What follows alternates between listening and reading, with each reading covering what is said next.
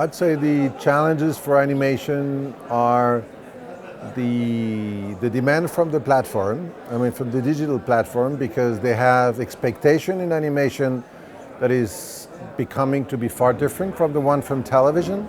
They're definitely looking for a diversity, a variety of storytelling. So one of the things that excites us very much is that we might work for them for preschool, we might work for them for kids, but also we're starting to developing new stuff that are more adult driven or family oriented. We've bought the rights from an English bestseller called Listen to the Moon from Michael Morpurgo, which is more a drama than a comedy, which is new in animation somehow, which the idea is to target the whole family. And we're also trying to develop more like really adult type of material because, as you know, Netflix or those kind of platforms are heavily consumed by youngsters. And that generation is very much into adult animation. They love that. So it's an interesting challenge. It's probably something that the animation community has been waiting for a very long time. And it seems the right moment now to pitch this. And in terms of film, there is a huge boom when it comes to family comedy, but we can sense that something else is coming, where there might be some place for kind of adult stories that can be told through animation. We've developed for a very long time and carefully a story called I Lost My Body, which is kind of an odd pitch. Most of the story is actually like in a day-to-day life. It's almost like a rom-com, with a fantasy element. And it's been selected in Cannes. It won a grand prize at the Week's Critic, and it's in competition here, and Netflix bought it. A lot of things are happening around that film.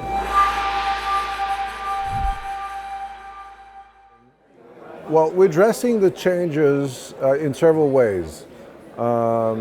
First, we are in terms to attract the talent. We've set up a new organization in the studio, which is more collaborative, which is more collective. This new generation has a hard time identifying themselves with the company. So if you want the company to be successful with that generation, you have to bring them a way of working that satisfies their needs, their demand for something that is more collective, more mind-spirited. That's one way of doing it. And as for the rest, we're also looking for a different type of talent. Right now, I'm searching very deeply into the short form because that's where we think those new storytellers are going to come from, because they're less formatted as some people from television might be. And this experience we've done with the film, and Jérémy Clapin, the director, coming from short, has been extremely positive and encouraging. So we hope to keep on following that same model. We've been growing very heavily for the past 4 or 5 years. We've pretty much tripled the volume of production we do, which is a lot. And it's getting more and more difficult to hire a new team. And so right now we're more into an external growth, strategy. We're trying to buy what we call boutique studio, which are established team, very successful, technically and artistically, does not necessarily have assets, but a very strong know-how, technology-wise and artistic-wise. And we want to help them grow their own ideas, bring them into the worldwide markets, doing the distribution, and that'll help us to nourish the library and bring more hits to the world.